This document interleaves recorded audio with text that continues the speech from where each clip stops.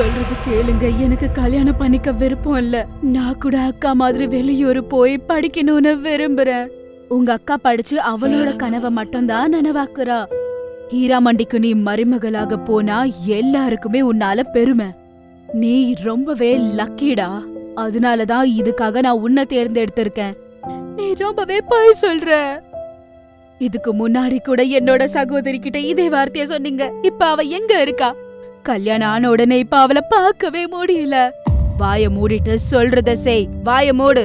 நான் சும்மா இருக்க, நீ என்ன வேணாலும் பேசிட்டே போலான்னு நினைக்காத. நீ கல்யாண பொண்ணு. நீ கலையா சிரிச்சுக்கிட்டு இருக்கணும். அழுறத நிறுத்தி தயவு செய்து சரி. ஏன்னா உன்னை பாக்குறதுக்கு இன்னைக்கு ஆள் வராங்க. இப்படி சொல்றது கோகர் கான். இவங்க ஹீராமண்டியோட முக்கிய புரோக்கர். இப்படி சொல்லிட்டு கோகர் கான் அந்த ரூமை விட்டு வெளியே போறாங்க. சந்தா ஒரு மணப்பெண் மாதிரி அலங்கரிக்கப்பட்டிருந்தாங்க. அப்புறம் அவங்க கண்ணாடியை பார்த்து அழுதுட்டு இருக்காங்க. சந்தாவுக்கு பக்கத்துல இருக்கிற ஒரு பெட்டிக்கு மேல ஒரு கடிதம் இருக்கு. அதை எடுத்து அவங்க படிக்கிறாங்க. சந்தா, ஹீராமண்டிக்கு நீ மருமகளா போறதுக்கு முன்னாடி என் கூட வந்துரு. நான் உன் கூட போறதுக்காக இன்னைக்கு நான் வெயிட் பண்ணிட்டு இருப்பேன் ரயில்வே ஸ்டேஷன்ல. நாம அங்கிருந்து டெல்லி வண்டி ஏறி அங்கிருந்து எங்கேயாவது தப்பிச்சு போயிடலாம். நான் வரேன் ரமேஷ், நான் வரேன். இத படிச்சு முடிச்ச உடனே சந்தா பின்வாசல் வழியா ஓடலாம் நினைக்கிறாங்க. அப்ப திடீர்னு சத்தமா இருமுறாங்க. யாரோ அவங்களோட கழுத்து பிடிச்சு இருக்கிற மாதிரி. அப்ப சந்தாவால வலி தாங்க முடியல.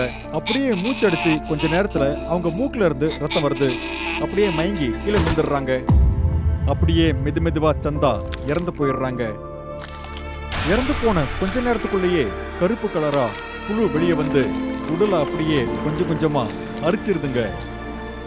3 வாரங்கள் கழித்து அந்த பெரிய கோட்டைக்கு ருக்மா கோகர் கானோட சேர்ந்து அமைதியா வந்துகிட்டு இருக்காங்க. கோகர் கானோட குழந்தைகள ஒருத்தர் தான் ருக்மா. அவங்க சர்ப்ரைஸ் கொடுக்கறதுக்காக தான் வருங்கால கணவரை கூப்பிட்டுக்கிட்டு ஹீராமண்டிக்கு வராங்க. ருக்மா வந்துட்டு இருக்கிறத பார்த்த உடனே அங்க இருக்கிற எல்லாரையும் வெளியே போக சொல்லி அவங்க அம்மா சைகை காமிக்கிறாங்க.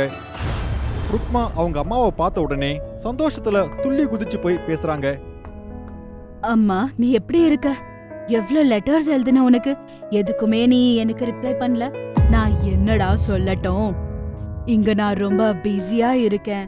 என்னோட வாழ்க்கையே இந்த ஹீராமண்டி மட்டும்தான். சரி, நீ உட்காரு, சாப்பிடுவ. சரி, இவர் யாரு? அம்மா, இவரு மனோஜ், உன்னோட மாப்பிள்ள. நான் இவரை லண்டன்ல மீட் பண்ண. ரொம்ப சந்தோஷம். உங்களுக்கு சாப்பாடு பரிமாறுறேன், வந்து 2 பேரும் உட்காருங்க. தான் அம்மா இப்படி சொன்னது கேட்டு ருக்மா சந்தோஷப்படுறாங்க. அப்புறம் அவங்களோட அம்மா சாப்பாடு செய்ய ஓடுறாங்க. இவங்க இப்படி வினோதமா நடந்துக்கிறத பார்த்து ருக்மாவும் மனோஜும் ரொம்ப கவலைப்பட்டாங்க. அப்புறம் 3 பேரும் ஒண்ணா உட்காந்து சாப்பிடுறாங்க. அப்ப ருக்மா அம்மா சொல்றாங்க, உங்களை பத்தி ஏதாவது சொல்லுங்க மனோஜ். நீங்க எங்க இருக்கீங்க? நான் லக்னோவை சேர்ந்தவன். நான் 12 வயசு இருக்கும்போது என் அப்பா அம்மா ஆக்சிடென்ட்ல இறந்து போயிட்டாங்க. அப்புறம் நான் அனாத ஆசிரமத்துல தான் வளர்ந்தேன். அப்புறம் நான் மெட்ரிகுலேஷன்ல ஃபர்ஸ்ட் ரேங்க் எடுத்ததால ஸ்காலர்ஷிப்ல ஆக்ஸ்போர்ட் போனேன். அங்கதான் நான் முதல் முறையா உங்க மகளை பார்த்தேன். கொஞ்சம் தூரத்துல உங்க 2 பேருக்கு ஹோட்டல்ல நான் ரூம் புக் பண்ணிருக்கேன், சரியா? நகர் மருமக எங்க இருக்காளோ, எங்க போயிருக்காளோ, அவ கிடைக்கிற வரைக்கும் நீங்க 2 பேரும் எங்க இருந்து வரவே கூடாது, சரியா? அம்மா, வீடு இருந்தோம், நான் ஏமா போய் ஹோட்டல்ல தங்கணும்? நீ ஏமா இப்படி பண்ற? நான் சொல்றத சொல்லிட்டேன். உங்களோட பொருள் எல்லாமே கீழே இருக்கு. நீங்க ஹோட்டல் போங்க. ருக்மா அம்மா இப்படி சொல்றாங்க. ருக்மா அடுத்து எதுவும் கேட்கறதுக்கு முன்னாடியே அவங்களோட அம்மா அந்த இடத்துல இருந்து கிளம்பி போயிடுறாங்க. அப்ப ருக்மா மனோஜ் கிட்ட சொல்றாங்க, அம்மா எதுக்காக இப்படி பண்றாங்கன்னு எனக்கு புரியவே இல்ல. நகர் மருமக என்கிற பேர்ல இவங்க நிறைய விஷயத்த பண்றாங்க. என்னன்னு எனக்கு எதுவுமே புரியல. மனோஜ், நீ என் கூட இருந்து என்ன நடக்குதுன்னு கண்டுபிடிக்க எனக்கு ஹெல்ப் பண்றியா? மனோஜ் ஒத்துக்கிட்டாரு. அப்புறம் 2 பேரையும் ஒரு ஹோட்டல்ல இறக்கி விடுறாங்க. நடுராத்திரியில ருக்மாவும் மனோஜும் ஹீராமண்டியில இருக்கிற அந்த மாளிகைக்கு பதுங்கி போய் உள்ள போயிடுறாங்க. அப்ப ஒரு ராத்திரியில மேல நின்று கீழே பார்த்துக்கிட்டே இருக்காங்க. அப்ப ருக்மாவோட அம்மா ஹீராமண்டியில இருக்கிற ஒரு பழமையான கட்டிடத்துக்குள்ள போறத பாக்குறாங்க. ருக்மா சின்ன வயசுல இருக்கும்போது இந்த பழமையான பங்களாவை தான் பேய் பங்களா அப்படின்னு சொல்லுவாங்க. அந்த பழமையான பங்களாக்குள்ள தான் ருக்மாவோட அம்மா இப்ப உள்ள போயிருக்காங்க. அந்த பங்களாவோட கதவு ஒரு பெரிய பூட்டால பூட்டப்பட்டிருந்தது. கொஞ்ச நேரம் கழிச்சு ருக்மாவோட அம்மா கோகர்ஜான் அந்த பழைய பங்களாக்குள்ள இருந்து வெளியே வராங்க. அப்புறம் அவங்களோட கையில ஒரு நோட்டும் வச்சிருக்காங்க. அந்த நோட்ல ஏதோ உருது மொழியில எழுதிருக்கு. சின்ன வயசா இருக்கும்போது அந்த கட்டடத்துக்குள்ள போகக்கூடாதுன்னு சொன்ன ருக்மாவோட அம்மா இப்ப அவங்களே ஏன் அந்த கட்டடத்துக்குள்ள போயிருக்காங்கன்னு ருக்மா யோசிச்சுட்டு இருக்காங்க. அப்புறம் அவங்களோட கையில இருக்கிற அந்த நோட்டும் என்னதுன்னு அவங்க யோசிச்சுட்டு இருக்காங்க. எப்படியாவது இந்த உண்மையை கண்டுபிடிக்கணும்னு ருக்மா யோசிச்சுட்டே நின்றுட்டு இருக்கும்போது மனோஜும் அந்த இடத்துக்கு வராரு. உடனே மனோஜ் கையில ஒரு கேமராவை எடுத்துக்கிட்டு அந்த பாலடைஞ்ச பங்களாக்குள்ள போலாம் அப்படின்னு முடிவு பண்றாரு. அந்த நடுராத்திரியில ருக்மாவோட அம்மாவோட ரூம்குள்ள ருக்மா போறாங்க. அங்க மேஜை மேல இருக்கிற அந்த நோட்டையும் அவங்க பாக்குறாங்க. அந்த நோட்டை திறந்து பார்த்த உடனே ருக்மா அப்படியே அதிர்ந்து போயிடுறாங்க. ஏன்னா அந்த நோட்ல பல பெண்களோட பெயர் எழுதப்பட்டிருக்கு. அதோட அவங்களோட தலைமுடியும் அவங்க ரத்தக்கரை படிஞ்ச கட்டை விரல் ரேகையும் இருக்கு. அது மட்டும் இல்லாம ருக்மா கூட சின்ன வயசுல பழகிட்டு இருந்த அவங்க சின்ன வயசு ஃப்ரெண்டான சில பொண்ணுங்க பேரும் எழுதிருக்கு. உடனே பயந்து போய் அவங்க அந்த நோட்டை அப்படியே கீழே போட்டுடுறாங்க. இந்த சத்தத்தை கேட்டு ருக்மாவோட அம்மா கோகர்ஜான் தூக்கத்துல இருந்து எழுந்து வந்து பாக்குறாங்க. அப்ப அவங்க பொண்ணு அங்க இருக்கிறத பார்த்து அவங்க ரொம்ப சத்தமா கத்தி சொல்றாங்க, ருக்மா, இங்க நீ என்ன பண்ற? யார கேட்டு நீ இங்க வந்த? என்ன பண்ற? அம்மா, நான் உன்ன இந்த விஷயத்த கேக்குறோம். ஏமா நீ இப்படி நடந்துக்கிற? இந்த அப்பாவி பசங்களை சாகடிச்சு அவங்க ரத்தத்தை எடுத்து என்னமா பண்ணிக்கிட்டு இருக்க? அது மட்டும் இல்லாம ஆச்சரியமான விஷயம் என்னன்னா, இதுல செந்தா கூட இருந்திருக்கா. அவங்க உனக்கு என்ன அநியாயம் பண்ணிருக்காங்கம்மா? பாவம் அந்த அப்பாவி பொண்களை நீ சாகடிச்சு இருக்க. அது மட்டும் இல்லாம வெளி உலகத்துல இவங்களுக்கு நல்ல பேரே இல்லாம பண்ணிட்டீங்க. உன்னோட எல்லா கேள்விகளுக்கும் ஆன்சர் பண்ணணும்னு எனக்கு எந்த அவசியமும் இல்ல. நீ ஹோட்டலுக்கு போ. ஏமா, அதுக்கான சரியான ஆன்சர் இருந்தா தானே உன்னால கொடுக்க முடியும். இல்ல அதனாலதான் எனக்கு ரொம்ப வெக்கமா இருக்குமா.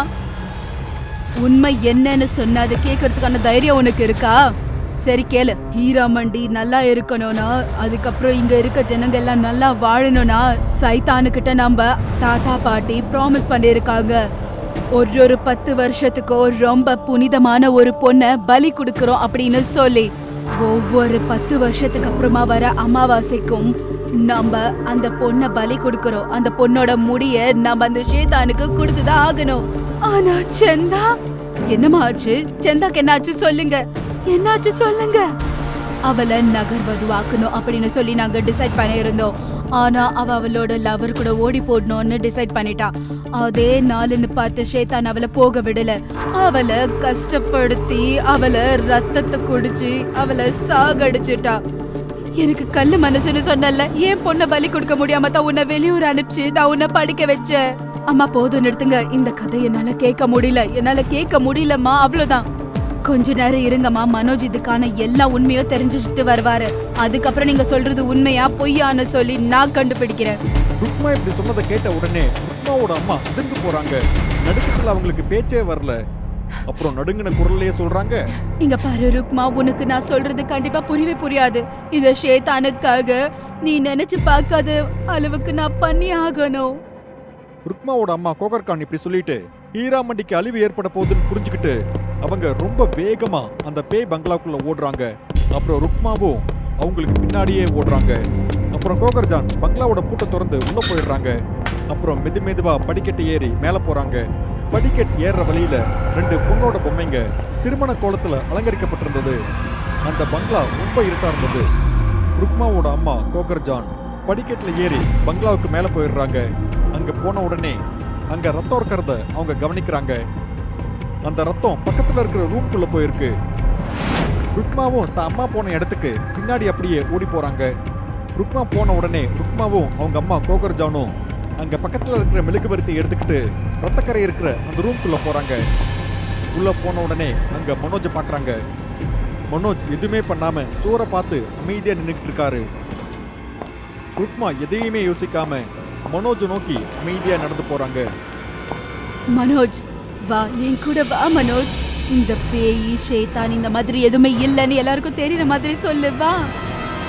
ருக்மா இவ்வளவு சொன்னதுக்கு அப்புறம் மனோஜ் எந்த ஒரு பதிலையும் சொல்லல. அப்புறம் ருக்மா மனோஜ் மேல கை வைக்கிறாங்க. அப்போ மனோஜ் திரும்பி பார்க்கும்போது ருக்மாவுக்கு அப்போ ஹார்ட் அட்டாக்கே வந்திருக்கும். வானம் வெடிச்சது. மனோஜ் இந்த நிலைமையில பார்த்து ருக்மா ரொம்ப சத்தமா கதறாங்க. சந்தாவோட முகத்துல இருந்த மாதிரியே மனோஜோட முகத்திலையும் கை கால்லையும் குப்பளங்களா இருக்கு. இப்ப மனோஜ் அந்த பிசாசோட பிடியில இருக்காரு. இப்ப மனோஜ் ருக்மாவோட கழுத்தை பிடிச்சு நெருக்கி ருக்மாவை பார்த்து சொல்றாரு, ஏய் பைத்தியம் பிடிச்ச பொண்ணே, நீ பெரிய தப்பு பண்ணிட்ட. நீ காதலனோட ஓட பாக்குறியா? இப்ப நான் யாருன்னு இந்த உலகத்துக்கு காட்ட வேண்டிய நேரம் வந்துருச்சு. இனிமே இந்த உலகத்துக்கு தெரிய வரும் நான் யாருன்னு. விட்டுடுங்க, என் பொண்ணு தெரியாம தப்பு பண்ணிட்டா.